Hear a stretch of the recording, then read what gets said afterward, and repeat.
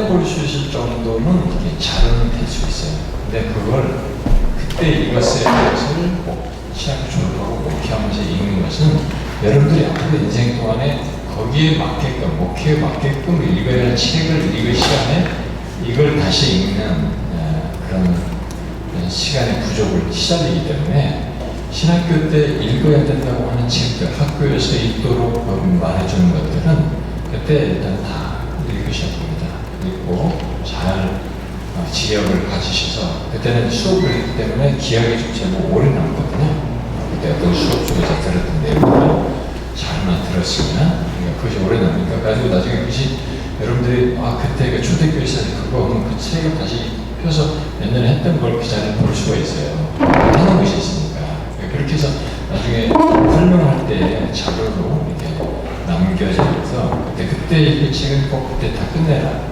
근데 어떤 사람들은 그때 할 것을 안 끝내가지고 나중에서야 그 피를 느끼고 읽을 때 그 시간이 낭비되는 거예요. 그때 시기에 해야 될 것들을 못하니까 그렇게 할 것. 그 다음에 이제 그것 외에 여러분들이 개인 공부를 하고자 하면은 이 균형은 여러분들 학교 수업 시간은 수업할 때는 거의 갖지 못할 겁니다. 굉장히 제대로 그때 읽어야 할 책을 읽는다면 그때 개인 공부를 하기 위한 어떤 별도의 공부하는 시간이 많지 않아요. 어떤 사람은 근데 해요. 한다고 하면 여러분들이 그때의 읽은 책들은 학교 수업에서 조금 더 공부하면서 동기부여가 돼요. 이게 좀 더 알고 싶다라는 것이 있어요. 그러면 그때 확장하는 게 좋습니다. 이 연동 속에서 하는 것일 때 생산성이 높아요. 관심이 생겼고 그것이 좀 더 알고 싶어서 확장한 책, 그런 관련된 책이 많이 있다는 겁니다. 좀 찾아가지고 좀 연결해서 읽는 거죠. 이렇게 해서 축적된 지식이 산지식, 오래 기억이 남아있는 지식이 됩니다. 그런 정도로 개인 공부를 좀 확장할 수 있으면 좋다. 외국 사람들 그렇게 공부해요. 외국의 신학생들이 그렇게 공부하는데 그렇게 할 수 있으면 좋다라고 봅니다. 그리고 이제 그 수업 기간에는 학기 기간은 그렇게 하면서 공부하면 세상이고 이제 방학 동안에 개인 공부를 좀 하겠다고 하면은 읽어야 할 책을 그때 좀 체계성 있게 읽는 게 좋겠습니다. 여기에 4번 질문에 있는데 이제 거기서 이제 어떤 읽을 책이 조금 간단히 말할 수도 있겠지만 그때는 여러분들이 좀 신학생 시절이니까 이 시절에는 어쨌든 신앙의 베이스가 탄탄히 축적되도록 하는 시간을 가져라는 것이 이때 놓치지 말아야 되는데 어떤 사람은 이때 너무 어설프게 해요. 나중에 후회합니다. 이때만 쌓을 수 있는 그 기초가 있거든요. 이걸 탄탄히 갖는 게 나는 좋다고 봅니다. 그래서 개인 공부라고 하는 것도 방학 때는 그런 것에 더 체계성 있게 방학 시간을 이용해서 하면 좋을 수 있겠고 그래서 그런 식으로만 여러분들이 신학생 시절 3년을 보내면은 이것은 제가 볼 때는 후회하지 않을 거라고 봐요.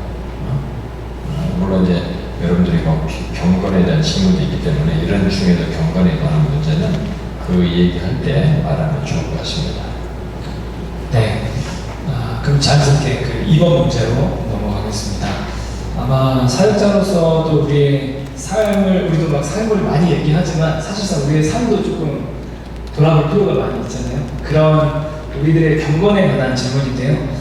사역자의 길로 들었었지만 경건의 문제에 있어서 자주 실패하는 모습을 봅니다. 신학생 시절부터 경건의 삶을 위해서 가져야 할 습관이나 경건의 루틴을 알려주시면 감사하겠습니다. 라는 질문이었습니다. 이제 여러분들이 이제 어떤 질문을 했을 때 그 질문을 답하실 정도의 그 상태가 됐거나 그 정도의 그런 걸 답할 수 있는 좀 모범적이거나 어떤 영적인 상태가 된 사람에게 그 질문을 해야 되는데 이번 질문은 제가 좀 말하기에는 부끄럽습니다. 왜냐면 제가 신학생 시절에 정말 이렇게 부끄러운 신학생 시절이거든요. 좀 교만하게 엉뚱한 책을 많이 읽고 그랬단 말이에요. 그러면서 이 경건 생활이라고 하는 것을 너무 주관적으로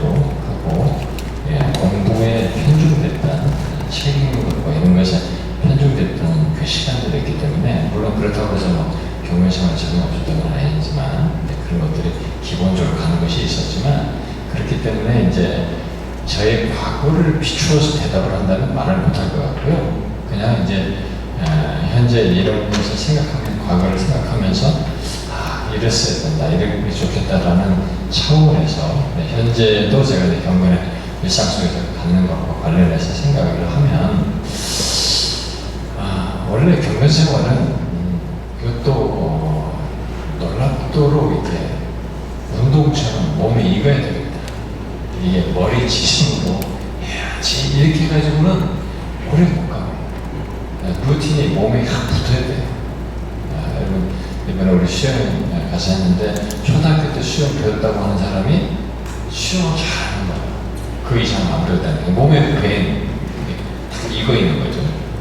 몸에 익는 게 굉장히 중요합니다. 경건 생활은 여러분들 몸에 익어야 돼요. 그러니까 이 습관을 다른 것이 대체가 못하는 습관으로 가지셔야 돼요. 다른 것으로 대체가 자꾸 되버렸다면 이 경건은 무너져야 됩니다. 경건은 우리에게 있어서 삶의 가장 중요한 부분이고 우선적인 부분이고 기본적인 부분이니까 이것은 몸에 배워야 돼요. 여러분들이 이제 새벽 기도를 한다든가 뭐 이런 시간을 가지면, 그런 아침 시간에 맑고 집중할 수 있는 시간을 위해서 말씀과 기도라고 하는 것을 몸에 익도록 한다든가 하고, 그래서 말씀을 읽고 기도하는 것들을 최소한 몸에 있게 여러분들이 갖는다든가, 만일 그런 것을 못한 상황이면 아침에 일어나서, 여러분이 일어나자마자 다른 거 하지 말고 그냥 아무리 바빠도 말씀 읽고 기도하는 것을 먼저 해보세요. 그것은 몸에 익어나는 겁니다. 그러면 이게 안 건드려져. 아무리 강력한 이유로 못 건드려져요. 이걸 안 하면은 내 삶이 이게 정상적인 순서가 안 된 것 같아가지고 몸에 안 됩니다. 그 몸에 배야 돼요. 그런 것은 여러분들이 좀 가지면 좋겠다. 그런데 이제 문제는 몸에 배인다고 해서 이런 걸 습관적으로 내 영혼에 유익이 되지 않는 방식으로 이 습관만 가지면 안 되겠죠. 그러니까 영혼에 유익이 돼야 됩니다. 그러니까 분량, 시간 뭐 이런 것에 너무 지배받지 마세요. 최소한 2시간인데, 최소한 3시간인데, 기도는 1시간인데, 이렇게 시간의 길이로 나를 묶어가지고 그것이 안 됐을 때, 됐을 때에 따라서 내가 달리 반응하는 이런 습관은 좋은 것 같지는 않고요. 그런 이해는 그러지 말고, 얼마를 하든 간에 그것이 나에게 유익이 되도록, 짧아도 여러분들이 거기에 그 말씀을 묵상하면서도 하나님을, 이 계시가 나에게 움직이고, 오늘도 그 하나님을 위해서 힘을 얻고 의지하고 바라볼 하나님으로 선명히 보는 짧은 구절, 한 장을 읽고 2장을 읽고 얼마를 읽었는데, 그것을 여러분들이 보셔야 되고, 막 매일 일상을 하나님을 본으로서 시작하는 것이 얼마나 중요한지 여러분들이 경험을 하는 겁니다. 계시를 통해서 하나님을 본으로 시작하는 거예요. 이럴 때 그것을 얕잡고 보면 안 됩니다. 근데 어떤 사람은 그런 거 나 다 해요 이럴 수 있었는데, 그런 사람들은 대부분 그냥 습관이에요. 지식이에요. 자기 영혼의 마음까지 여기서 움직여서 하나님을 바라보고 시작하는 것에 생긴 감사, 감동, 은혜 이런 것을 모르고 시작할 수 있어요. 그런 것을 여러분 가지시라 하고, 그리고 기도를 그런 중에 그 하나님께 여러분들이 기도를 하셔라. 그런 시간을 갖고, 뭐 여러 개 되면 무슨 습관적으로 읽는 뭐 경건서적 같은 거 조금이라도 한 패러그래프라도 한 챕터라도 읽는 이런 걸 가질 수 있다고 하면 뭐 좋을 수는 있겠습니다. 근데 뭐 이런 습관이 몸에 배에서 루틴으로 다 가지고 있으면 이 루틴을 깨기가 어렵습니다. 좀 그런 걸 기본적으로 가지면 좋겠어요. 제가 알고 있는 목사님은 루틴이 진짜 정확하게 지금 계속 살고 계시잖아요. 근데 저희는 이제 이렇게 만들고 싶은데 이게 안 될 때가 많이 있거든요. 그 목사님께서는 아마 이런 루틴을 만들어 가시기까지의 어떤 유혹들이 있으셨을 텐데 그 유혹들을 좀 어떤 동력으로 좀 이겨내신 것 같으신지. 글쎄요, 이제 그 유혹은 사실 여러분들이 어떤 삶의 루틴을 만들 때 여러분들 이제 목회라고 하는 시작에 이 세계를 들어가면 되잖아요. 지금까지는 대학에 들어가야 되고 뭘 들어가고 직장에 들어가야 되고 그걸 하기 위해서 나름의 시간을 많이 투자해서 하면서 성과를 내기 위한 열심일 뿐이지 이것이 내 영혼의 양식이고 삶의 중요한 부분, 특히 하나님과의 관계 속에서 중요한 부분으로 여겨져서 삶의 루틴을 만들지는 않았을 거란 말이에요. 직장 들어가고 대학 공부하려고 했던 것이 그 영혼의 유익이라고 생각이 아니라 목표를 달성하기 위해서 가졌던 것이 습관이었기 때문에 그 정도는 안 됐을 거란 말이에요. 근데 이제 사역자에게 들어섰을 때는 여러분들의 지금부터 삶의 루틴은 여러분들의 영혼과 관련돼 있고 여러분의 주님과의 관계 속에서 삶을 가지면서 사역을 하는 그것과 밀접하게 관련돼 있어서 이게 경건 뭐 이런 것도 연관되지만 사역자의 진실한 사역과 관련됩니다. 그러니까 이 루틴을 여러분들이 잘 만드셔야 돼요. 만드시는데 그렇게 만들려고 하면 여러분들이 굉장히 좀 이 유혹을 잘 이기셔야 됩니다. 이 루틴을 제일 잘 깨뜨릴 수 있는 유혹은 뭐냐면 긴급한 일에 횡포라고 말하는 긴급한 일이 생기는 거 뭐 이런 것도 있겠지만 있어요. 긴급한 일이 생기는 건 어쩔 수 없이 그런 것을 뭐 해야 될 순간이 있죠. 아주 급한 일, 갑자기 발생해서 그런 일이 있을 수도 있겠지만 그런 것까지 완벽하게 할 수는 없단 말인데 내 몸이 이렇게 되는 그런 습관을 가지려면 가까운 사람으로부터 오는 이 유혹을 잘 이기셔야 돼요. 가장 가까운 사람, 나와 시간을 많이 보내는 사람, 내가 많이 쏟아야 할 사람, 이런 사람들로부터 오는 유혹이 대부분 거기서 탁탁탁 보는데 한 번 보내도 두 번, 세 번 보내도 계속 보내요. 그걸 여러분들이 잘 이기셔야 됩니다. 물론 뭐 가정생활이나 이런 것들을 소홀하는 얘기는 아닙니다. 기본적으로 충실해야 되죠. 하는데 이게 자기가 능히 이렇게 하면서 사역을 하고 다른 직장인도 이렇게 하기 위해서는 출근해야 되고 어떤 일을 하듯이 나도 충실하게 그렇게 하기 위해서 이렇게 해야 될 정도의 일이라는 말이에요. 근데 그것을 가정에서 사역하고 뭐 이렇게 공부하고 뭐 이렇게 한다고 목회해야 된다고 그래서 가까이 있는 사람의 유혹이 슉슉슉 넘어가게 되면 이런 루틴 못 가져요. 그러니까 그런 것에 무너지지 말아야 되고요. 잘 설득도 해야 돼요. 아내를 잘 설득해야 돼요. 내 아내가 인정해 줘야 됩니다. 내가 설득해만 해도 내가 목사니까 이 사명을 한다고 충실해 줘야지 네가 참아야 돼 이렇게 해봐야 억지로 참긴 하지만 어느 때가 폭발할 거예요. 그 폭발 감당할 거거든요.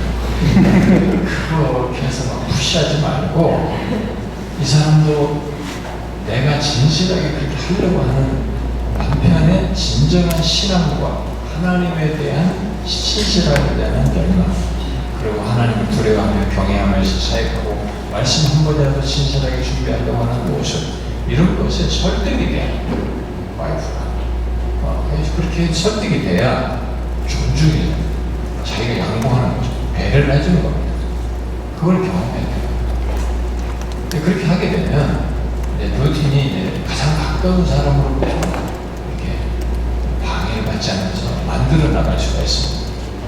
그래서 지금까지 저의 루틴은 그렇게 사실 만들어졌습니다. 제 아내를, 근데 아내가 잘 참아줬고, 잘 배려해줬고, 제가 지금 생각하면, 야, 우리 아내가 너무 당위심있다고 생각하는 정도로 우리 아내가 잘 참아줬다. 근데 자기는 뭐 기도하면서 울면서 기도하면서 내 남편은 하나님께 내드립니다. 이렇게 울면서 자기가 기도하면서 새벽 기도 시간에 기도하면서 울면서 그것을 하나님을 고백했다고 하더라고요. 그 정도로 제가 힘들었거든요. 남편 없이 제 아내를 우리 아이를 데리고 혼자 병원을 가고 우리 차도 없었으니까 서울에 유학 마치고 와가지고 애를 막 등에 업고 2명 데리고 지하철 타고 개포동에 있어서 강북까지 가서 병원 가고 어떤 의사 때문에 그랬더니 애들 데리고 갔다 왔다. 버스 타고 지하철 타고. 그걸 우리가 뭐 차로 데려다 줘야 돼, 뭐 해야 돼. 이런 거 일체 요구하잖아요. 장을 봐야 돼, 애들 등에 업고 하나 데리고 장보러 가는 이런 걸 자기가 다 했어요. 차가 없어. 나한테 요구를 하지 않았습니다. 내가 그렇게 준비해 목표를 해준다는 것을 배려를 해준 거죠. 이런 것들이 그런 것에서 다 온 겁니다. 여러분들이 그런 것을 처음부터 좀 잘 하셔야 루틴이 만들어지지. 루틴을 만드는데 이게 안 되면 좀 원만한 루틴만, 플렉시블한 루틴만 안에 요구가 주변에 갖고 있으면 그래 이거 하는 것 속에서 이렇게 만들어져요. 그러면 자꾸 무너져요. 이게 플렉시블하니까 이건 이거니까 이번엔 이거니까 다음엔 이거니까 다 무너집니다. 제가 우리 창교실에서도 그런 질문에 있어서 얘기했지만 제가 이 나이 되도록 지금 몇십 년 동안 사역하면서 담임 목사로 거의 합치면 저기서까지 합치면 호주까지 좀 30년 됐습니다. 우리 아내가 나한테 어떤 때는 좀 가지 마라 이렇게 하거든요. 근데 우리 아내도 외로운 거죠. 사실 어떤 말이 있어요. 외로운데 애들도 그런데 가지 마라 이렇게 한단 말이에요. 진짜 저도 인간이 저도 마음이 사랑스럽잖아요. 아내가 사랑스럽고 어떤 젊은 나이 때는 더 사랑스럽잖아요. 사실은 나이가 먹으면 좀 덜 사랑스럽는데 사랑스럽는데 젊으실처럼 긴장스러운 그런 거 없잖아요. 막 새롭다고 할 만한 것은 좀 그러잖아요. 깊은 사람이 있어요. 진짜 우리가 깊은 사람이 있는데 그건 없단 말이에요. 네, 그런데 젊은 때도 그런 것을 할 때도 제가 그 단 한 번에 그 아내 요구도 들어주지 않았거든요. 그걸 지키기 위해서 이게 우리 아내는 그걸 알고 있습니다. 그러니까 여러분들이 루틴을 만든다는 게 이게 하나님의 사역과 관련된 루틴이라고 생각하셔야 돼요. 개인의 성취라고 생각하지 마시고 내가 하나님의 사역에 충실하는 문제와 관련되어 있다는 생각을 하시고 그런 루틴을 만들어서 하는 것이 좋다 생각이 듭니다. 네, 세 번째 질문입니다. 교회사를 살펴보면 하나님께서 부흥을 허락하시고 그분의 영광을 드러내던 시대가 있었습니다. 그러나 우리 시대에는 많은 부분에서 교회가 활력을 잃어가고 있는데 우리가 앞선 선배들과 같이 말씀 사역을 감당하기 위해서 신학생들이 기도하고 분투해야 할 바는 무엇이라고 생각하나요? 질문입니다. 글쎄요, 신학생이라고 해서 그런 건 아니고 교회사 속에서 이런 부흥에 대한 이해를 가지고 그런 것이 우리에게 안 보이는 것을 여러분들이 보았다면 이런 걸 봤다면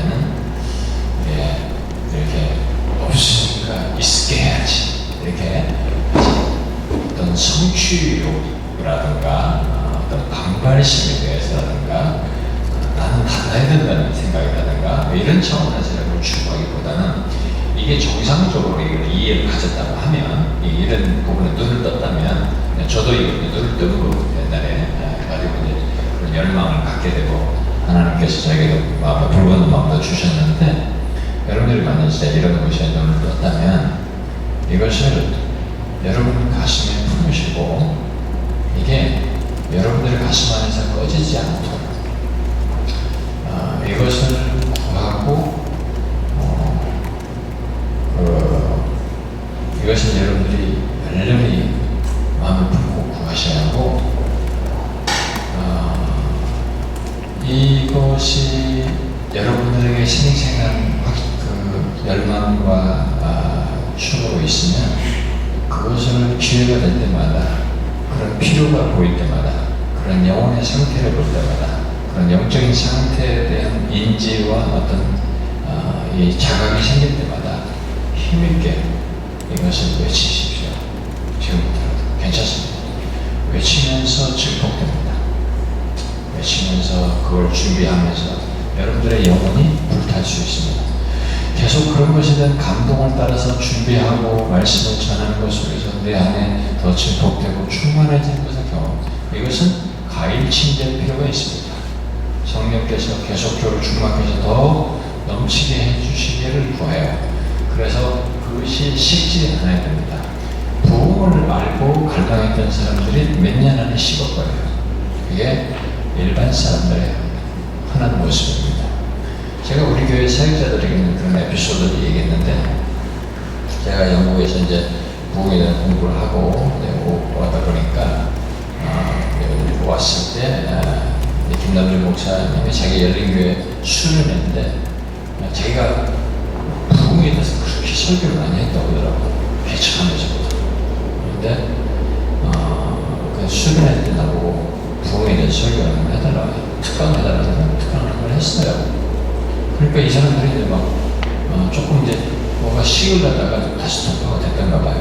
그런데 또 조금 있다가 한 3년이 이제 그러니까 합쳐 3년이 지났던가 그러다가 그때가 2년 차 때 내가 했는데 1년 더 지났었나 봐요. 한 3년 차쯤 됐을 때 그런 목사님 나한테 그러더라고요.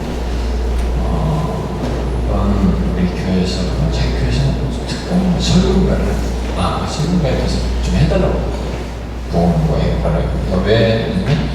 우리 교회 성도들이 대부분 젊은 사람, 그때 젊은 사람들인데 성도들이 부흥에 대해서 그렇게 계속 3년 부흥에 대해 기도했는데 이게 나타나지 않고 그런 게 없으니까 이제 지쳐간다는 거예요. 지쳐간다는 거예요. 여기에 대해서 좀 설교를 해달라고. 나는 누구한테 어떤 설교를 해달라고 부탁을 거의 안 해도 어떤 것에 대해서 설교를 부탁 거의 안 하는데, 목회자는 이렇게 성도들이 계속 할 때 자기가 더 이상의 이제 객관자가 안 되고, 목사님이 계속 말하는 것이 했는데도 안 듣다라고 이렇게 할 때는 이 목사의 소리가 힘을 잃어버려요. 그럼 이런 메시지에 대한 객관적인 제3자가 와서 좀 말해줄 필요가 있기도 합니다. 어떤 때는. 그래서 이제 저한테 결국 부탁한 것이었는데, 제가 좀 설교를 했어요. 설교를 했는데, 설교 끝나고 예배시간에 기도를 다 하는데, 스크림이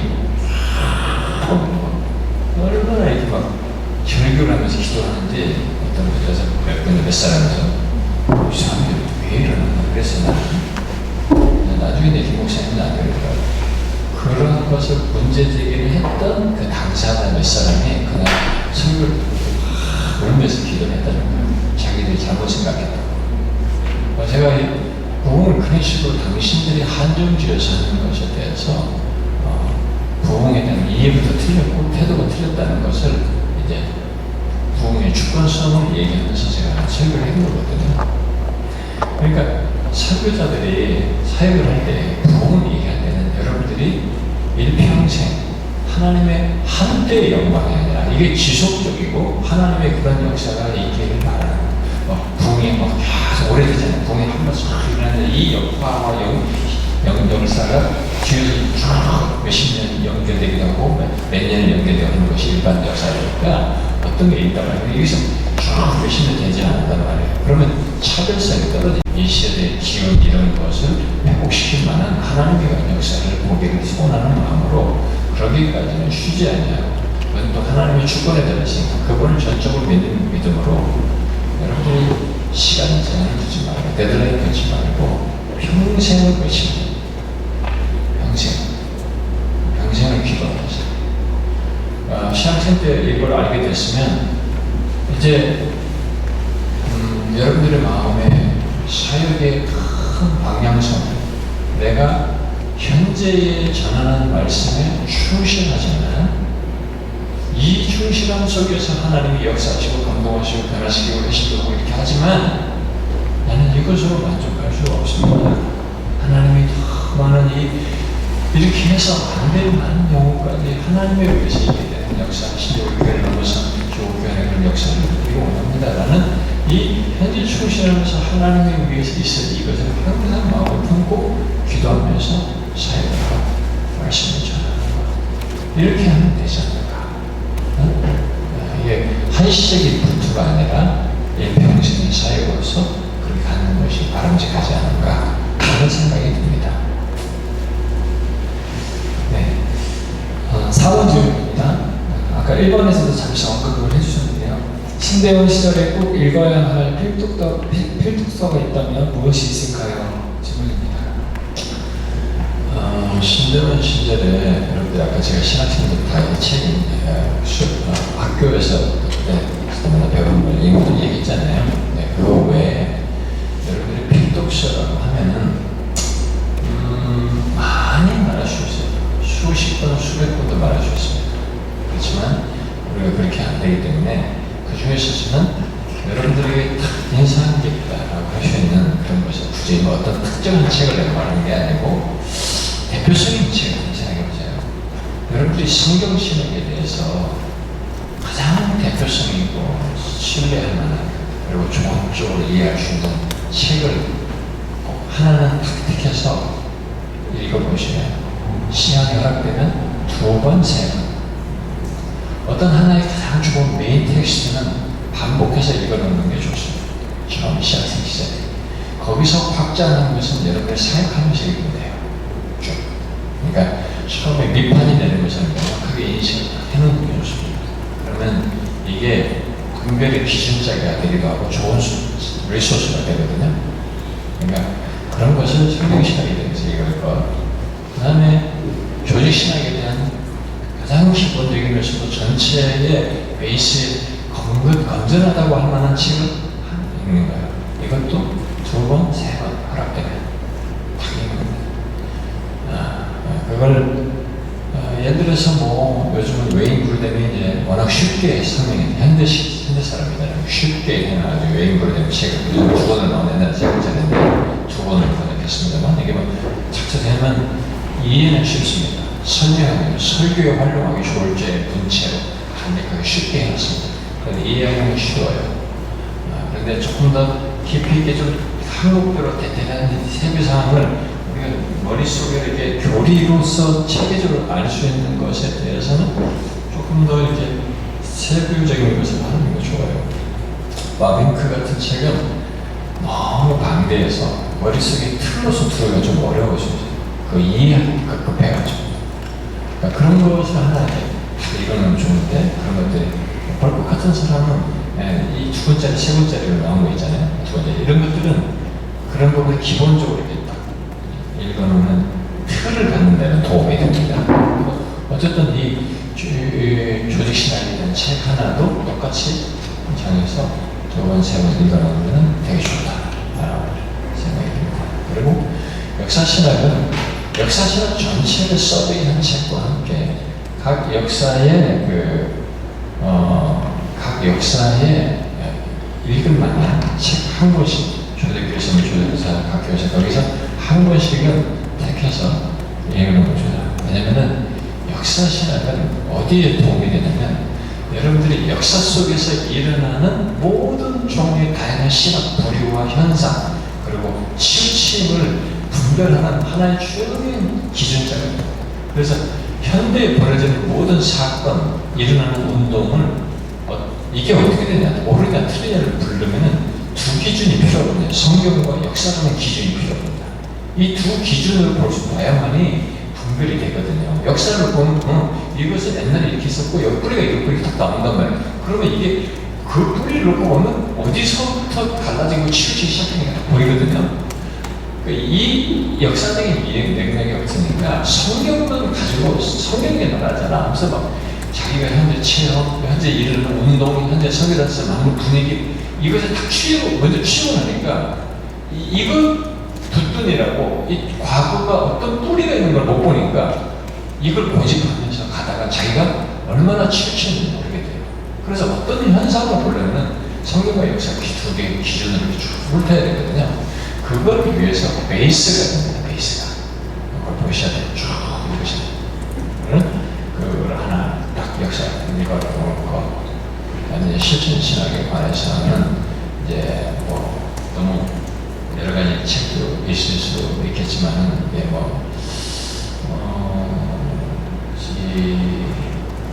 조엘 비키 같은 사람이 있었나요? 이 전체 이런 실천신학이고 청교도 신학이라든가 아니면 무슨 이게 개혁주의 신학, 개혁파의 그룹의 어떤 신학을 정리한다든가 이런 것들이 있어요. 실천신학으로서 그런 책을 좀 역사신학과 약간 병행되면서 역사 속에 있는 신학을 이렇게 실천신학을 도움을 줄 수 있는 그런 책들이 있습니다. 그런 걸 하나 좀 읽어보면 좀 좋다고 합니다. 이 정도로 하고 다음에 이제 제가 이거는 기본적으로 꼭 필독서라고 좀 봅니다. 거기에 꼭 필독서로 말하고 싶은 것, 여러분들에게 미래를 위해서는 미리 읽으면 더 좋습니다.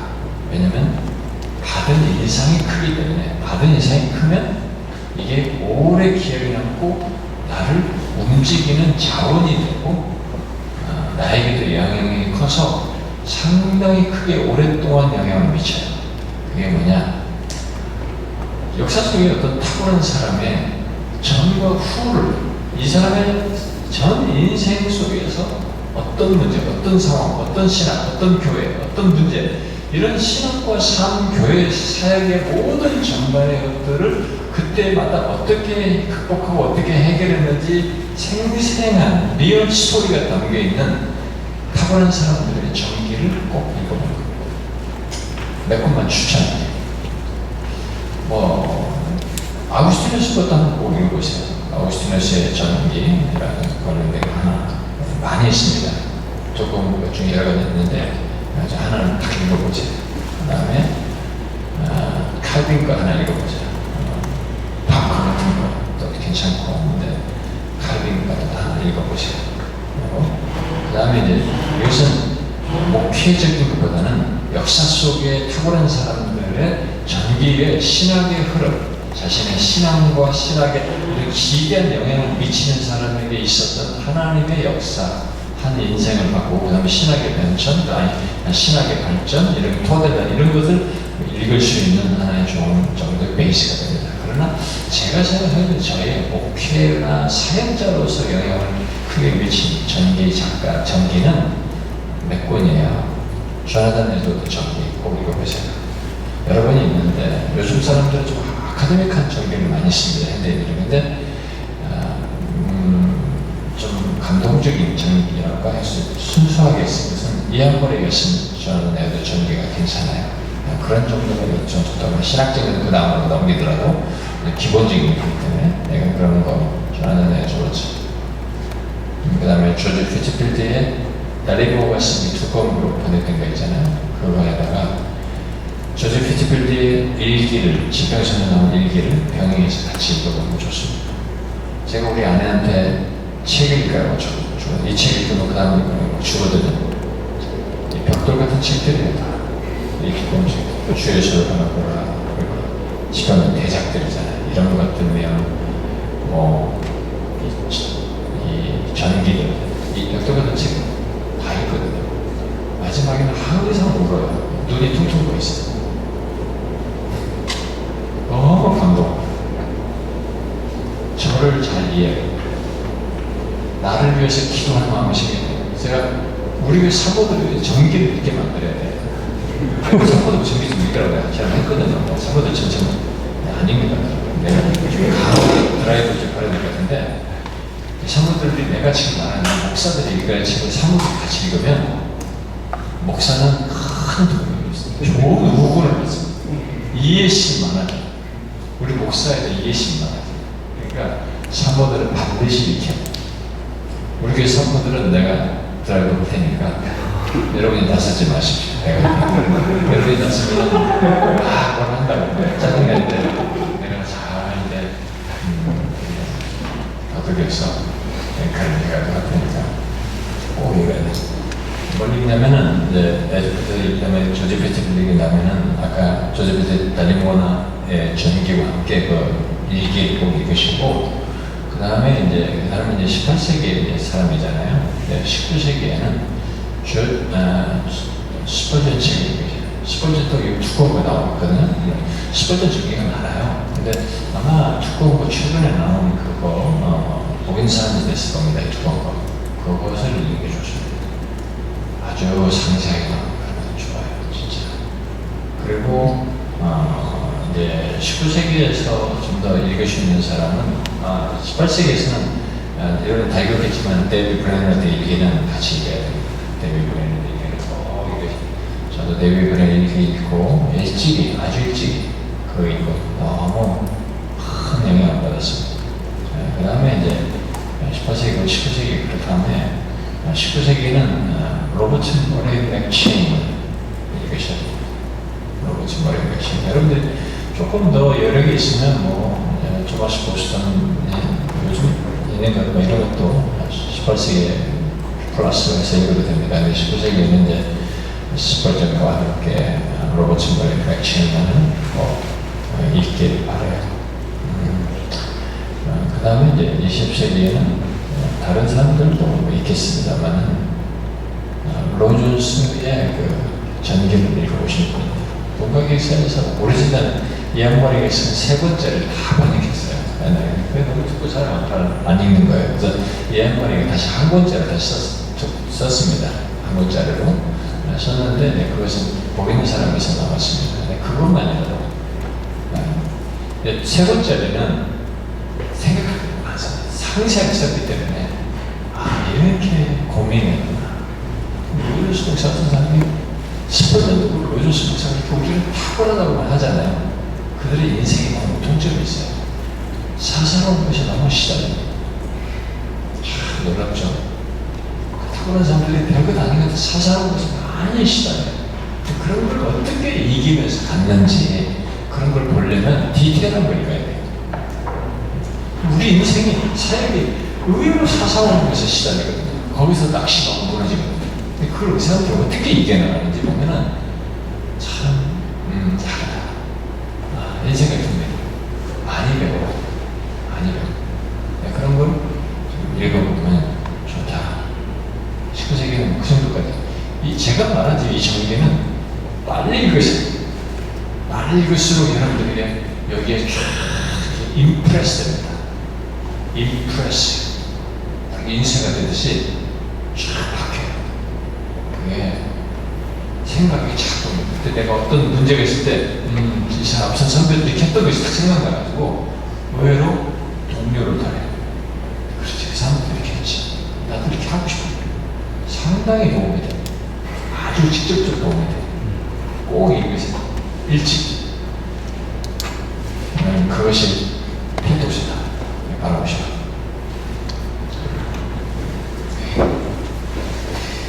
5번입니다. 개인적이면서도 한 번씩 다 생각해봤던 질문일 수 있겠는데요. 유학과 관련해서 어떤 생각을 가지고 있으면 좋을까요? 질문입니다. 목적과 학교 선택, 실질적인 준비 등 유학에 대한 생각을 좀 있습니다. 유학을 갈 때 방향이 두 개죠. 내가 학문적으로 교수가 되겠느냐. 물론 목회는 다 목사님 목회는 다 목회적인 것이 있었는데 그래도 교수를 하기 위한 공부를 할 것이냐, 목회를 할 것이냐, 목회를 위한 공부를 할 것이냐, 이 두 가지를 좀 구분해서 하면은 어프로치가 좀 달라지겠죠. 모든 준비도과 방향으로. 근데 그것부터 정하시는 게 좋다라고 보고요. 그래서 이제 혹시라도 이제 목회를 생각한다, 학교 교수를 생각한다면은 이제 자기가 공부할 이제 전공을 해서 발전하는 그 과목과 어떤 신약신학을 전공한다는 거 거기에 따른 지금부터 원맹으로 해서 관련된 것도 다 점점 발전해야지 동떨어진 것을 하게 되면 박사는 못 씁니다. 여기서 발전하는 것을 해야 가능성이 있지 갑자기 여기 연구하는 건 갑자기 박사는 못 씁니다. 안 쓰죠. 실력도 안 되고 그 실험 짧은 시간에 다 못 써냅니다. 안 되니까 지금부터 관련된 것을 쌓아서 연장선상에서 더 독특하고 깊이 있는 유니크한 주제를 다루는 방식으로 써야 됩니다. 그것과 관련돼서 할 수 있는 교수가 있는 적절한 학교 찾아가지고 지금부터 초점을 맞춰서 해야 되겠죠. 그런 면에서 지금 준비를 잘 해야 되죠. 영어부터 해가지고. 근데 만약에 이제 목회를 하겠다, 목회를 위한 공부를 하겠다라고 하면은 공부를 하는 과정 코스 자체가 학위 과정을 들어가야 할 것이 대부분인데 제가 갔을 때는 영국 같은 데는 목회자를 양성하기 위한 학교로서 처음부터 의도해서 세워진 학교들이 있었어요.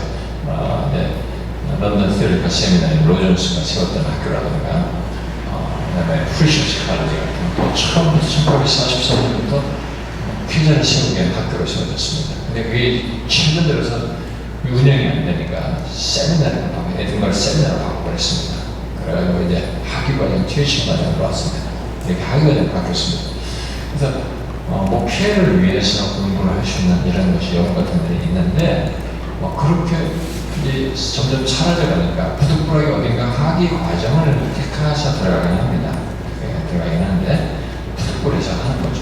네, 하지만 그런 과정을 택하면은 아마 그 학위에 거기에 가르쳐주는 것에 매여서 좀 제한되긴 합니다. 그러나 그렇게 해서라도 어떤 목회와 관련된 공부를 하겠다라는 목표를 가지고 거기에 공부하면서 여러분들이 계속 처음부터 거기 도움을 받기 위한 그런 목회를 하기 위한 공부와 식견을 넓히기 위해서 시야를 넓히시고 신학의 세계, 교회 역사 속에 탁월한 사람들의 세계 이런 것들을 쭉 같이 공부해서 그런 것 식견을 좀 쌓아가지고 좀 밑판 정도 베이스를 넓게 좀 가지고 한국에 와서 그걸 기반으로 해서 발전시켜서 목회하면 좋을 것이다 라고 생각이 듭니다.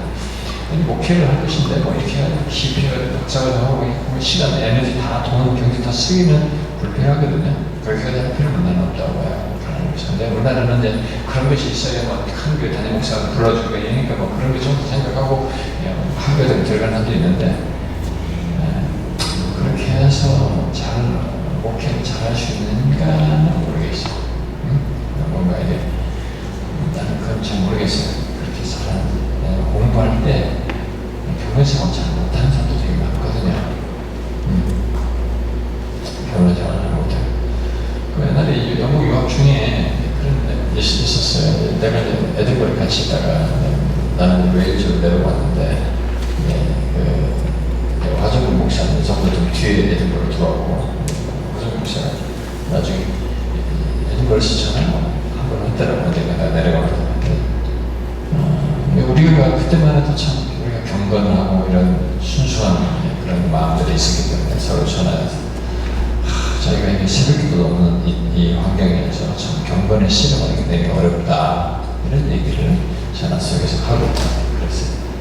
우리가 그러니까 이게 각자가 그런 씨름을 해야 되는 문제가 있어서 그런 걸 나누기도 하고 그랬는데 학위 과정하고 공부하는 과정이면 공부에 불편하고 경건생활도 안 되고 못하고 이런 거 안 하고 기도생활 잘 하는 사람들이 대부분이에요. 제가 유학식 그러다 유학 왔다고 하면 제가 여기서 공부해가지고 한국 가서 대접받으라고 하지 말고 여기서부터 공부하면서 하나님 앞에서 여기서부터 인정받아라. 공부할 때부터 내가 그 말을 꼭 했어요. 뒤에 후배들이 유학 갔다고 어디서 나 만나면 얘기하면은 유학 공부 어떻게 해야 됩니까? 그러면 나는 생뚱맞게 그런 얘기 했어. 공부 열심히 해서 못하게 어떻게 해. 여기 공부하기 마치고 가서 그 가지고 오면 한국에서 대접받을 거라는 이런 생각하지 말고 공부는 공부인데 여기서도 하나님께 인정받도록 하나님 앞에 경건의 시험도 하고 그렇게 하셔라 이런 얘기거든요. 그러니까 거기서는 학위 과정을 통해서 하기는 되게 어려워요. 경건생활도 다 모르는 사람 너무 많기 때문에 그러니까 그런 베이스를 넓게 갖고 시야를 넓히는 해가지고 와서 그 베이스에서 발전시켜서 깊은 그런 메시지를 전하면서 목회를 하는 그런 정도로 유학을 하면 어떨까라는 생각이 들어요.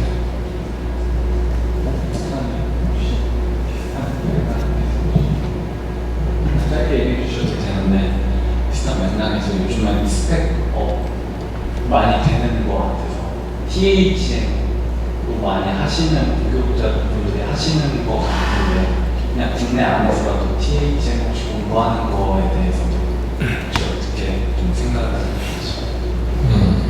그래요. THM을 저희가 어떤 공부를 좀 더 지금 학원에 발전시키고 싶어서 다 하고 싶어서 할 수는 있는데 우리나라 요즘 추세가 스펙 THM 하는 것도 해놔야 어떤 사역자의 장인장모가 누군가가 그 사람은 장모인가 봐. 장인이 장모님이시네. 아니면 자기 사위한테 THM을 해라. 나도 이력서 받아보니까 그것이 있는 사람 더 보더라. 자기 당에서 그렇게 하면서 자기 사위한테 이렇게 말했다고 사위가 나한테 상담을 했어. 그러니까 이제 이런 문제가 우리 한국의 추세입니다. 이거라도 있으면 조금 더 스펙이 있어 사람들도 쳐다보고 그래 보시는데, 뭐 저에게 개인적으로 보는다면 우리 이런 추세 속에 더욱 제가 공부할 열의가 있어서 주관적으로 정말 정직하게 공부도 하고 싶어서 한다고 하면 할 수는 있겠어요. 근데 이게 스펙으로 어떤 좋은 효과를 보겠다는 이런 생각을 가지고 지혜침 정도 하나 더 하는 것은 나는 뭐 개인적으로 별로 좋아하진 않아요. 그럴 여력이 있으면 현재 주어진 시간보다 더 많은 자기의 사역의 필요를 더 많은 공부를 충실하게 유익이 공부를 해서 그것이 어디서라도 묻어나는 설교를 하고 사역을 하고 그렇게 했을 때 그거 보고 픽업하는 게 아니라 한 번의 설교라도 우리의 힘으로 보이고 영혼을 하나님께로 깨우는 그 한 번의 설교를 들은 이 사역자를 사람들이 더 원하고 이 사람이 우리 해줬으면 좋겠다는 그 하나님의 손길로 인도받는 더 묘한 길이 있을 거다. 나는 그걸 믿고 싶어요. 네, 이제 부교육자로서의 질문입니다. 부교육자로서 사역하고 계시는데요.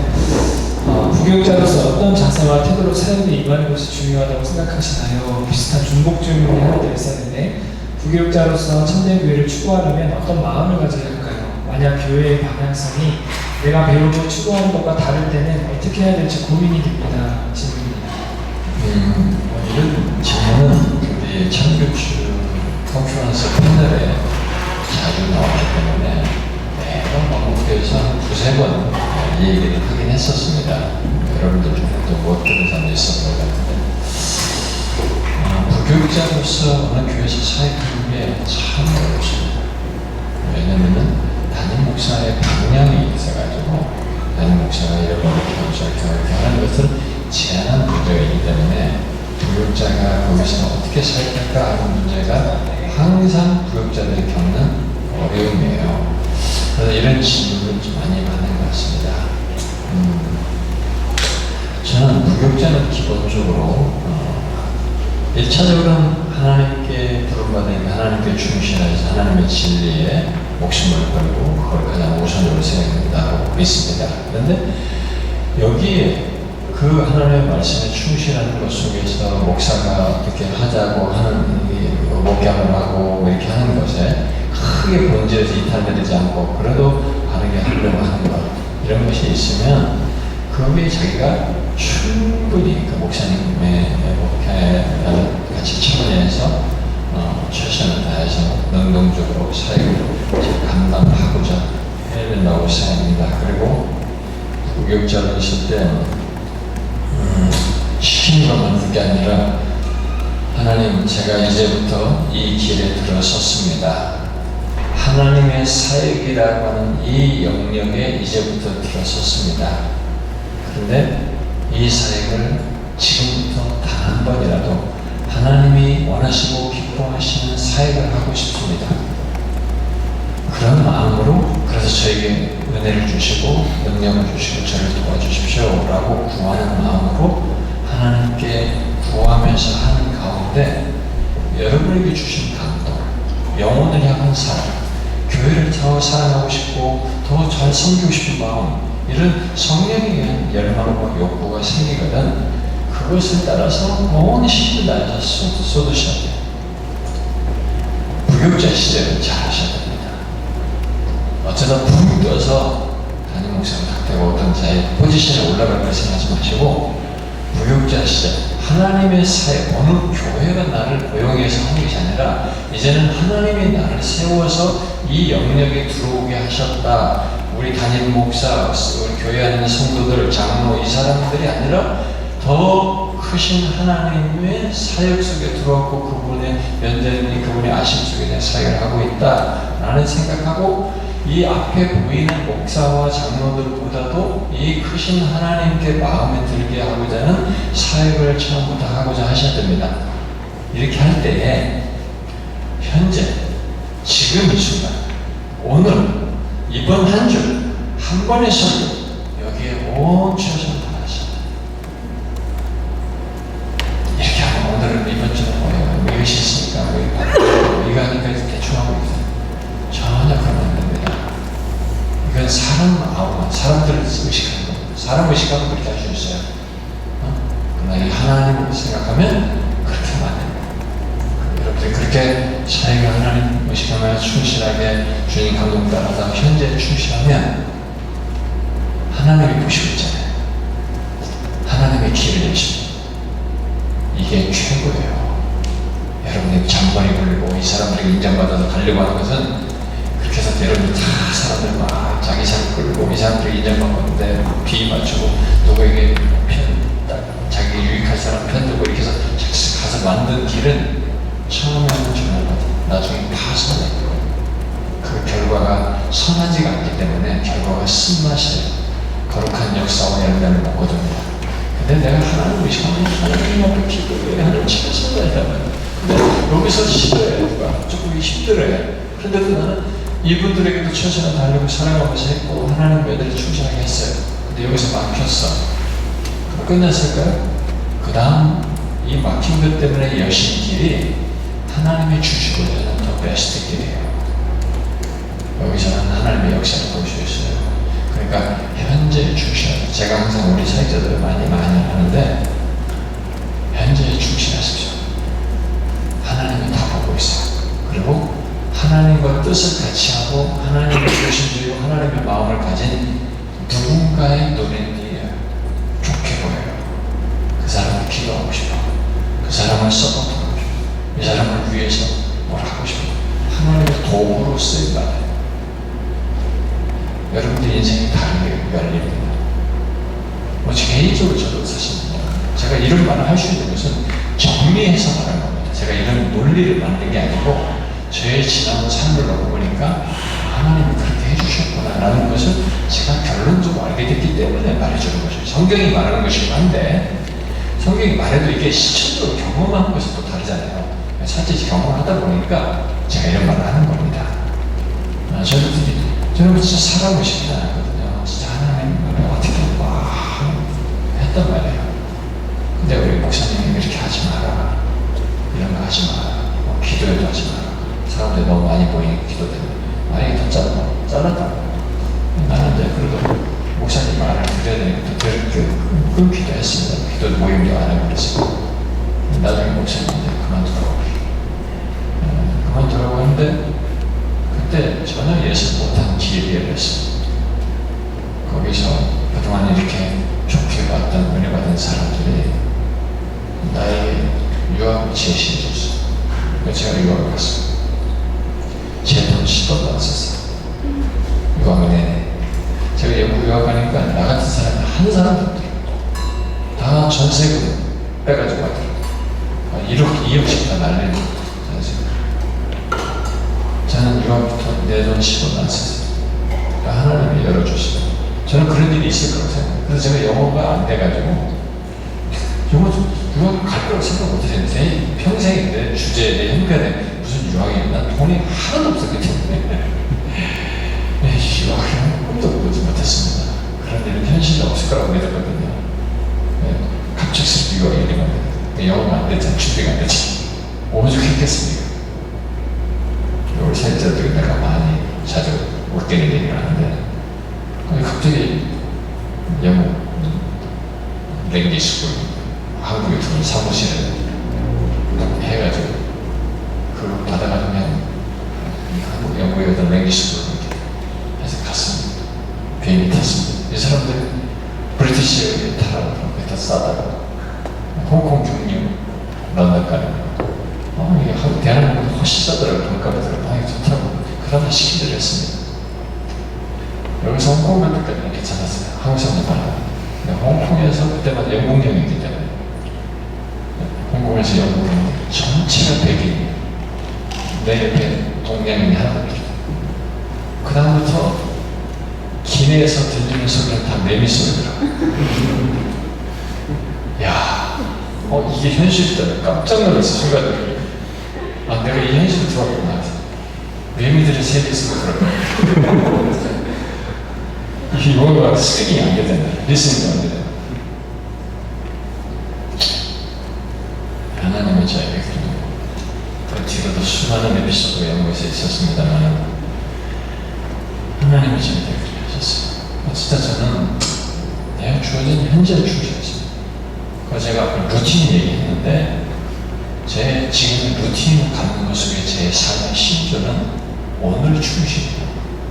오늘 충실하지 않으면 내일도 없다는 게 제 믿음이에요. 오늘 충실.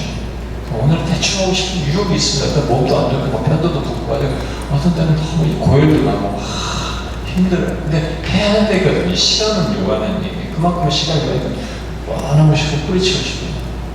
그걸 이기면서 어떤 것 같아요. 오늘의 충실이니까 여러분들이 그것을 하셔야 돼요. 부교자 시대에. 그래서 선대교를 추구하는 이런 마음도 이런 방향성이 이루어지잖아요. 처음부터 아까 오늘 말씀드린 것처럼 이 길에 들어섰으면 주변에 끼고 이렇게 성공했다 저렇게 했다 이렇게 하면 잘한대 잘 된대 이런 얘기 기록도 많아요. 처음부터 성경은 하나님이 말씀합니다. 앞선 사람이 있잖아요. 바울이라는 사람이 있잖아요. 이런 사람들 우리 계시는 있잖아요. 그 말씀을 따라가는 겁니다. 성경에 충실하는 거예요. 성경에 충실하려고 하면 창대교회를 세울 수가 없어요. 성경에 충실한 교회를 세울 수가 없어요. 그 방향성 가지고 죽어요. 여기는 시련이 많습니다. 왜냐면 비위를 안 맞추기 때문에 여기는 사람들의 요청대로 무조건 다 따라갈 수가 없기 때문에 이렇게 그러니까 좀 할 수 있어요. 그러나 그때마다 지혜를 발휘하면서 주님께 도움을 받는 이 길을 가는 거예요. 근데 저는 지금까지 사역하면서 이 길을 택해서 11만을 갔을 때 하나님이 항상 처음에는 막 너무 힘들어서 안 보였는데 결과는 항상 선물을 주었었어요. 결과는 항상 선이었어요. 하나님이 주시려는 게 이거였구나. 항상 그랬어요. 나는 그걸 믿기를 바라요. 이 길은 하나님의 동행해서 주님이 주시려는 결론이 있어요. 그러니까 그 결론 믿고 여러분들 가셔야 돼요. 네. 이번 질문에 중복이 되는 것 같아서 3번 질문으로 넘어가겠습니다. 이 3번 질문도 좀 간략하게 해서 한 가지 포인트만 좀 질문 드리려고 하는데요. 오늘날 신학생들이 개인의 소명을 확인하는 가운데서 교회적 부르심을 확인하기 위해 공동체의 권면과 검증을 교회적 부르심을 확인하는 데 어떤 역할을 하나요? 라는 질문인데 교회적 부르심에 대해서 말씀해 주시면 감사하겠습니다. 저는 이런 얘기는 우리 컨퍼런스 패널에서도 여러 번 얘기했습니다만 신학생 시절에는 자신들이 어떤 주님을 헌신하고 싶다 이런 마음을 가지고 오기 때문에 헌신하고 싶고 한다고 할 때 부르심이라고 할 만한 어떤 것을 개인적으로 나름 가졌고 감동이 있었기 때문에 성경을 읽을 때든 말씀을 들을 때든 기도할 때든 어떤 과정을 통해서 하나님께서 이 주님께 내가 평생 헌신해야 되겠다라고 하는 개인적 부르심에 해당하는 것을 여러분들은 나름 가지고 왔을 것이기 때문에 이것은 기본적으로 있어야 됩니다. 개인적 부르심.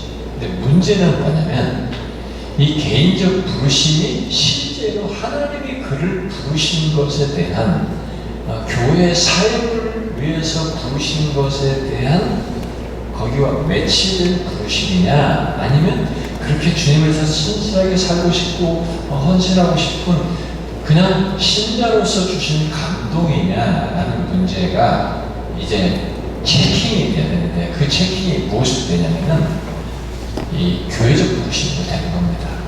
개인적 부르심만 가지고는 자기 주관성이 일단 크기 때문에 이게 우리 교회 안에도 보면 신자들이 주님에 내가 평생 헌신하고 싶다. 주님에 정말 이게 감사하고 이러면서 잘 섬기게 살고 있거든요. 이렇게.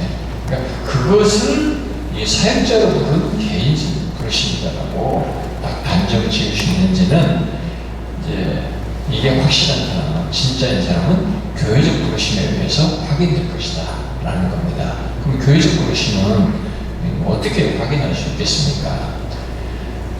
그것은 여러분들의 모든 삶과 사역을 통해서 회중이 코라는 겁니다. 역사가 되었습니다. 역사가.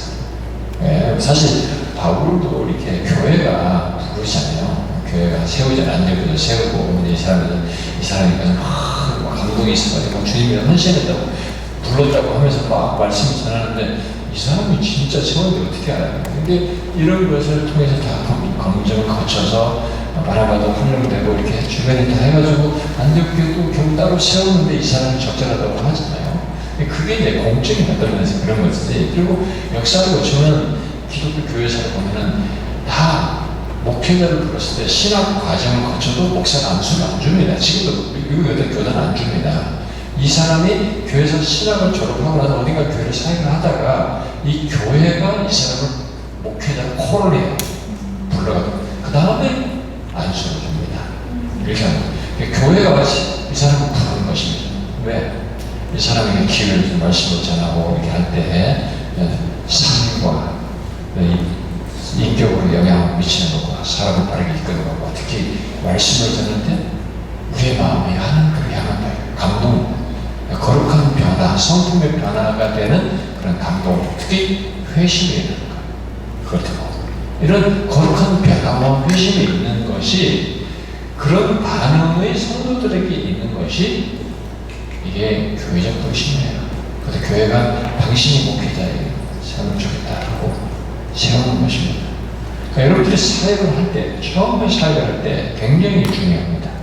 거기서 이미 어떤 사람은 교사할 때부터 나타나거든요. 교사할 때부터. 그 교사에 위해서 애들이 진짜 예수를 만나는 거예요. 이게 너무 그 교사를 따르고 그 사람을 통해서 이 사람의 이 부모의 삶을 통해서 좀 변화되는 깽판이던 애들이 변화되는 거예요. 쫙 따르고 싶어요. 거기서부터 변화되는 거예요. 이렇게 이런 과정을 통해서 또 특별히 직접적으로 가르치고 말씀을 전하는 그런 것이 있는 거죠. 그게 교회적 도심이에요. 여러분들의 사역 속에 그런 게 있는지 보시면 나를 좋아해 주는 게 능사가 아니에요. 좋아해 주는 것은 얼마든지 만들 수 있습니다. 우리를 말로도. 왜냐면 성경을 가지고 있기 때문에 성경을 말할 때 예수 믿겠다고 하는 사람은 그 말씀 자체가 좋기 때문에 좋아할 수 있어요. 말씀 좋아하기 때문에 이 사람을 좋아할 수 있는 겁니다. 그러니까 나를 좋아해 주는 것만 가지고는 측정할 수가 없어요. 거룩한 변화가 일어나는 겁니다. 회심이 일어나는 거예요. 이것이 교회적인 부르심이라고 봐요. 그러니까 여러분들 그건 잘 체크하셔야 됩니다. 네, 마지막 그 카테고리인데요. 사역에 관해서 세 가지 질문 드립니다. 첫 번째는 사역자에게 가장 중요한 한 가지는 무엇이라고 생각하시나요? 우리가 그 한 가지를 놓치지 않고 신실하게 사역하기 위해 구체적으로 애쓸 것은 무엇이 있나요? 질문입니다. 글쎄요, 우리가 사역자의 가장 중요한 한 가지 이렇게 딱 묶어서 얘기하면 한정돼서 얘기하면 말하기가 되게 어렵습니다. 마치 그것만 있는 것처럼 이렇게 말하기 때문에 너무 복합적이고 다 연결해서 갖는 어떤 것들인데 이렇게 한 가지를 딱 말하기는 참 쉽지 않을 거라고 생각이 듭니다. 그런데 저는 사역자에게 가장 중요한 한 가지라고 모르는 것을 굳이 좀 도드라지게 하나를 이렇게 얘기한다고 하면은 저는 하나님의 마음에 사무친 그런 선자들처럼 하나님의 마음에 사무친 그런 하나님에 대한 확신과 이해 이런 것을 나는 갖는 것이 가장 좋지 않을까 뭐 이런 생각이 듭니다. 어떤 성품적인 거, 뭐 겸손할까 뭐 이런 것도 얘기해봤는데 그리고 부르심 이런 것도 전제된 거잖아요. 그런데 사역자로서는 제가 하나님의 마음이라고 얘기하는 이유는 뭐냐면 선지자들이 가졌던 하나님께서 말씀하신 것을 깊이 그대로 공감하는 거죠. 그러니까 울지 않습니까? 전사가 왜 울어요? 말하는 왜 웁니까? 그게 우리가 표현하는 방식, 하나님의 마음이라는 표현을 쓰자면 그렇습니다. 하나님의 마음을 그대로 하고 드는 겁니다. 하나님으로 동떨어진 이 백성을 두고 이 사람이 너무 애타는 거예요. 그게 하나님의 애타는 마음이에요. 선지자의 이유는 뭐예요? 선지자가 태생기를 가득했어요? 아니면 주님을 알고 주께서 자신을 불러서 이 일을 맡겼을 때 하나님은 무슨 말씀을 할 때 하나님이 이 백성에 대해서 얼마나 어떤 마음인지 이 사람이 사무치게 알게 됩니다. 그걸 전하는 거예요. 나는 사역자가 하나님의 마음을 성취 이해를 갖게 되면 자신의 사역을 바라보는 것도 그렇고 영혼을 바라보는 것도 그렇고 모든 것을 바라보는 게 좀 달라지더라고요. 그리고 설교도 달라지고 우리가 흔히 정념이라고 해요. 여호와의 정념이라는 말을 쓰는데 그냥 정념이니까 불타는 마음인 거죠. 근데 지금 괜히 쓸데없는 옳은 얘기 하시네요. 이렇게 할 수 있어요. 네, 할 수 있는데 우리가 선지자 같은 마음을 선지자는 하나님 특별히 불러가지고 그렇게 말씀하시면서 막 느끼게 하고 막 이렇게 하는 거 아닙니까? 이렇게 하셨는데 저는 지금도 하나님의 계시의 말씀을 통해서 이런 하나님의 마음을 알 수 있다고 봐요. 저는 가끔 그걸 느끼고 성경을 읽을 때 하나님의 마음을 느껴져요. 하나님의 안타까움을 느끼고 어떤 때는 성경이 또 눈물이 흐르고 마음도 불타기고 그게 있는 것이 굉장히 난 중요하다. 다른 사람에게 물어봐서 뭘 얘기했을지 모르겠는데 이 질문 딱 받았을 때 나는 언뜻 떠오르는 게 굳이 중요한 것을 하나 말하라고 하면 부르심도 있고 겸손도 있고 하나님의 성실하고 진실한 것도 있고 하나님의 마음 우리 마음을 살피시는 바울이 말한 것처럼 베드로가 2장에서 말한 그런 것도 말할 수도 있는데 내 마음을 감찰하시는 하나님께서 기쁘시게 하려고 하는 것 이런 것이 내가 또 항상 의식하는 건데 그런 걸 말할 수도 있는데 또 나는 이걸 말하고 싶은 것이 깊이 있는 거죠. 깊이. 그래서 일반적으로 다 가지고 있어야 되는데 사역자로서의 어떤 깊이라고 할까 지속적으로 사역자를 감당하게 하는 그 힘이라고 할까 이게 하나님의 마음을 성취하게 하는 것이다. 여러분들이 이것을 주의 말씀을 읽으면서 그 하나님을 그렇게 읽으셔야 돼요. 하나님이 이렇게 말씀하신다. 영혼을 향해서 죄도 없고 완전하시고 근데 이분이 죄인을 향해서 이런 마음을 가지시는 거예요. 그리고 자기 백성들이 타락에 대해서 이렇게 안타까워하시는 거예요. 우리들의 죄를 또 몰라라 하고 이렇게 하시는 거예요. 이게 여러분들 스며들어요. 저절하게. 그게 그대로 투사되는 거예요. 메시지에서 말씀 전할 때는 내 하트라고 내가 흔히 말하는 건데 그게 투사된 거예요. 나는 그게 사역 중에 좀 가장 중요한 거 아닌가? 한 가지로 속하니까 이제 그게 떠올랐는데, 그걸 위해서 어떻게 되냐. 이런 말씀에서 그 하나님을 자꾸 보셔야 돼요. 그리고 또 구할 필요가 있어요. 하나님 제가 더 이런 것을 내가 안다고 해도 이 정도밖에 알으실 때, 주님이 이런 백성들을 향한 하나님의 뜻을 말씀하시고 가지신 이 정성과 마음, 이런 하나님의 마음을 좀 더 내가 훨씬 깊이 알고 그것을 가지고 사역하고 드러낼 수 있도록 도와주십시오라고 하나님께 구할 필요가 있겠죠. 그럼 내가 더 동떨어진 얘기나요? 아닌가요? 괜찮아요? 네. 2번 질문입니다. 목사님께서 아까도 떳떳하지 못한 신학교 시절이 있었다 그런 식으로 말씀을 해주셨는데 목사님에게 있었던 사역적 전환점을 알고 싶습니다. 그런 개인적 경험을 통해 신학생들에게 꼭 전하고 싶은 말씀이 있다면 말씀해 주십시오. 아까도 우리 방금 제 앞에 사람들이잖아요. 또 아까 빙수 먹을 때도 앞에 사람들이라고 그랬는데 저는 신학생 시절은 진짜 부끄러워서 이 얘기를 못합니다. 참교출수도 양식에 찔리니까 이런 비슷한 질문이 나오면 묻어놓고 답을 하기가 어렵더라고요. 나는 안 그런 것처럼. 그러니까 그런 찔린 문제가 있으면 결국 고백을 할 수밖에 없어서 참교출수 내가 고백을 했고 중심 체프를 가서 설교하기 전에 고백하고 그래서 기회가 되면 고백을 할 수밖에 없는데 저는 참 신학생 시절에 좀 별로 안 좋았습니다. 너무 교만하고 쓸데없는 데 에너지를 많이 쓰고 그리고 하여튼 우리 친구들 뭐 김남길 가정부 뭐 가정산 친구 다 클래스메이트였지만 클래스메이트로 한 반 신입대에 들어가자마자 같은 반에 있었는데 그걸 내가 초대 반장을 해가지고 어쩌다 이 사람들이 나를 왜 시켰니? 이해를 잘못시켰지 사람들이. 제가 초대 반장이 되는 바람에 나 때문에 학교가 이제 대모에 휩싸기 시작했거든요. 이거 이상하게가 아니다 보다 내가 어떻게 하면 된 거죠. 회의를 우리 반 MD부가 다 모였으니까 MD 60명밖에 안 줬을 때 60명이 다 모였으니까 이거 어떻게 하면 좋겠냐 했는데 여기서 단위 돼가지고 이제 데모가 시작했어요. 데모가 2년 동안 시작된 거예요. 그러니까 수업도 제대로 못하고 막 그런 거예요. 우리 친구들이 신학교에서 제대로 공부를 배고파서 공부를 열심히 하는 거예요, 사실. 어떤 면에서. 근데 그러다 보니까 저는 신학생 시절에 부끄러워요. 혼자 공부했어요, 혼자 맨날 도서관에서 그냥 수업에서 이런 것을 채워지지 않으니까 좀 학문적인 게 있다 보니까 리버럴한 신학을 믿고 이렇게 세월을 보냈다.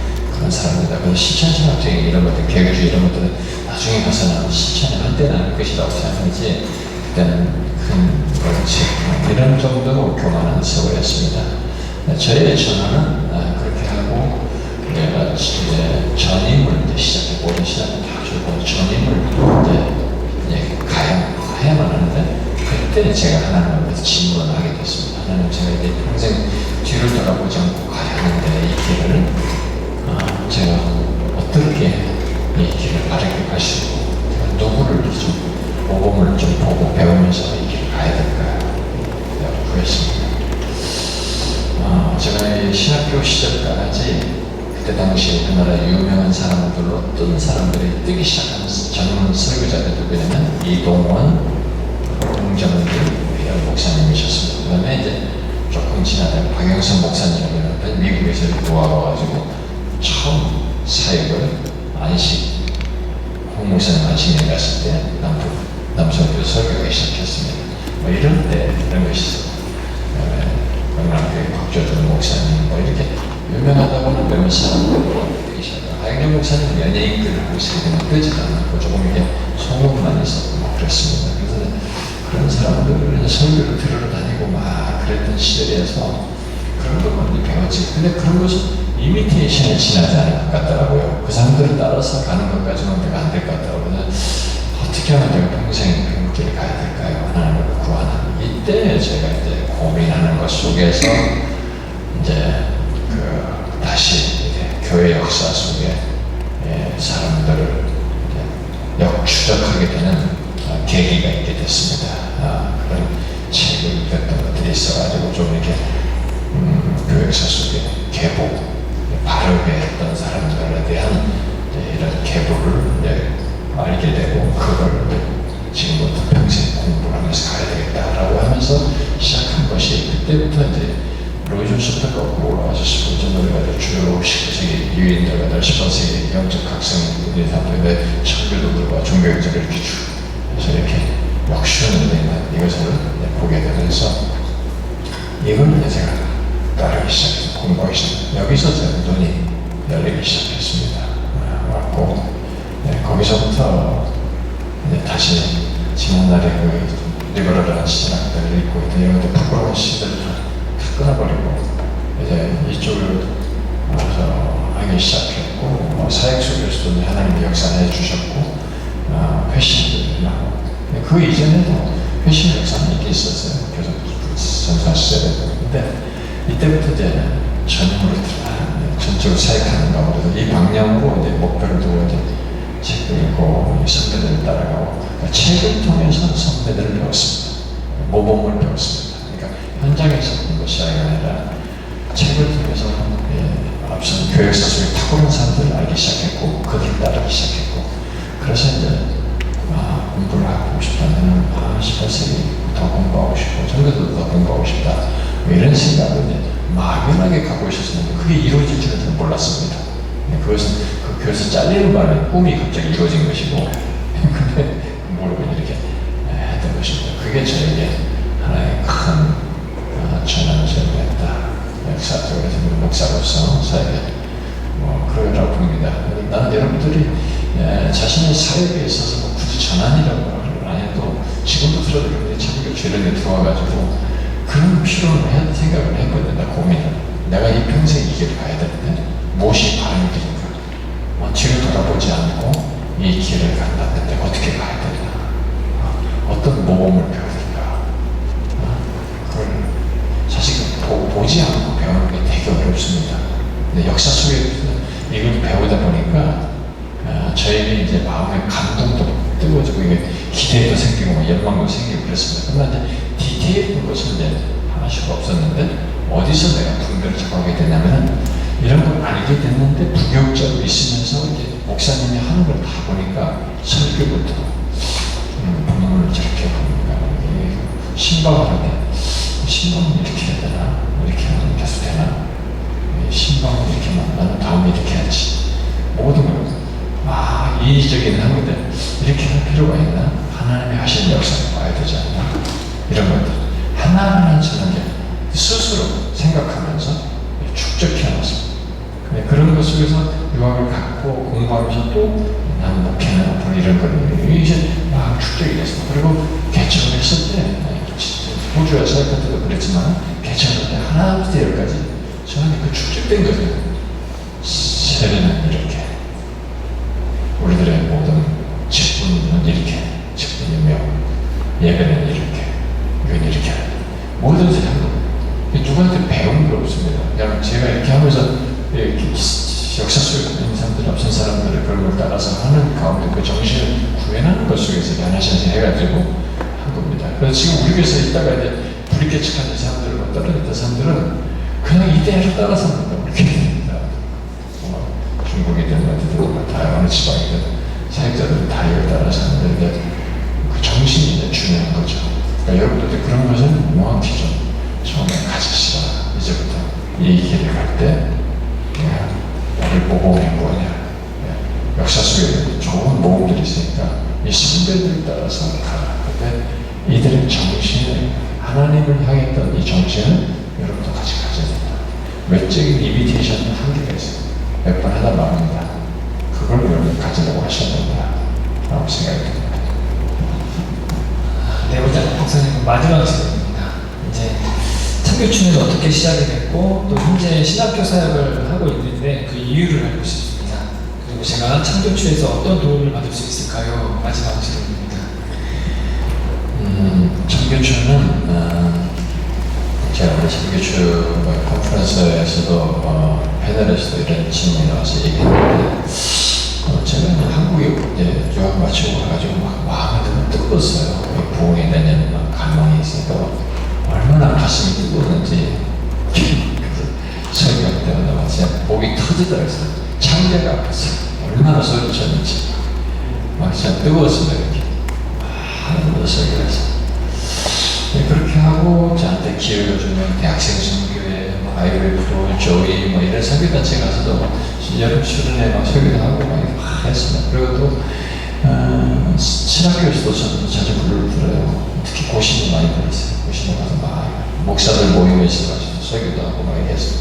근데 그때마다 목사님들이 다 좋아하죠. 신학생도 좋아하고 막 자기들 이렇게 하고 싶다고 그러고 도전받았다고 이렇게 하는데 근데 거기서 끝이에요. 하고 싶다고 하면서도 막상 사역으로 가서는 구현을 안 하더라고요. 이게 반복되더라고요. 그래서 제가 고민이 됐어요. 이게 한국 교회에 대한 부담을 가지고 저한테 주셨는데 이것이 이렇게 이런 식으로 어디 가서 집회하는 것으로 될 것 같지가 않아 보이는 거예요. 사람들이 한 번 듣고 깨어나는 것까지는 안 될 것 같다는 생각이 들더라고요. 그런 가운데 제가 우리 교회에서 참된 교회로 돌아오라는 거기 시리즈를 교회로 대해서 설교를 했는데 그걸 하면서 한 번 했는데 이 결국은 교회가 세워지도록 하는 것이 필요하겠다라는 생각이 들었어요. 그래서 우리 교회가 이걸 같이 이런 것을 추구하고 계속 돕고 한국에 사역하자라는 말을 우리 성도들에게 다시 해보고 싶더라고요. 우리 성도들부터 시작해야 되겠다. 그래서 제가 그 설교를 시리즈 다시 했어요. 두 번째 했어요. 제가 우리 교회 설교 때도 다시 해야 되는 거였거든요. 그것이 두 번째, 왜냐면 시간이 조금 지난 1, 2년 지났기 때문에 그 설교를 하면서 우리 성도들에게 우리가 참된 교회를 세우는 것에 이런 역사를 위해서 하자. 이렇게 함께하고 우리 교회가 거기서 한국 교회가 다르게 도울 수가 없다. 교회가 세워야 된다. 교회가 그렇게 세워지도록 도와야 된다.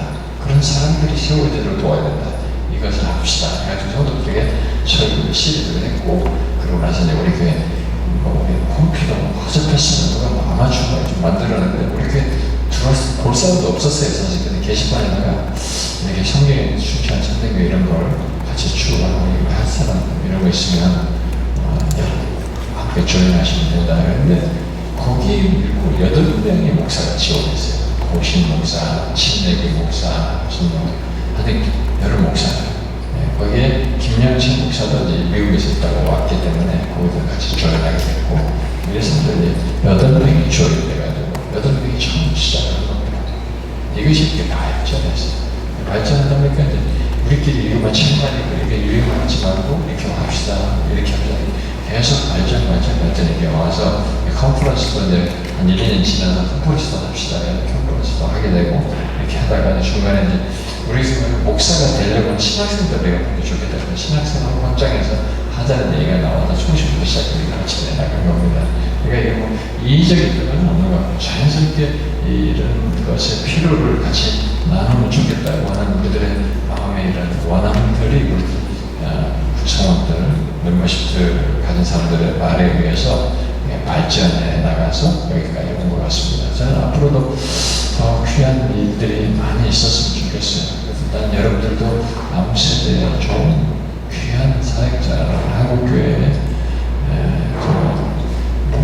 사람을 많이 모이게 했다는 게 중요한 게 아니라 거기에 저 사람은 저의 사역은 정말 하나님 앞에 충실하고 성경에 충실한 사역이다라고 하는 것으로 이렇게 남을 수 있으면 좋겠어요. 그런 사역자들이 되면 좋겠습니다. 그래서 여러분 참교추에 있는 동안에 참교추에서 다른 것 도움받을 것 없습니다. 이런 정신적 가치, 프로그램과 붙여지고 여러분들이 할 수 있는 것은 여러분들의 역량에 의해서도 얼마든지 올 수 있어요. 근데 이 정신적 가치, 이런 게 방향성, 이것을 여러분들이 가지고 있다고도 다 흐트러져요. 근데 이것은 여기 있으면 다시 가게 돼요.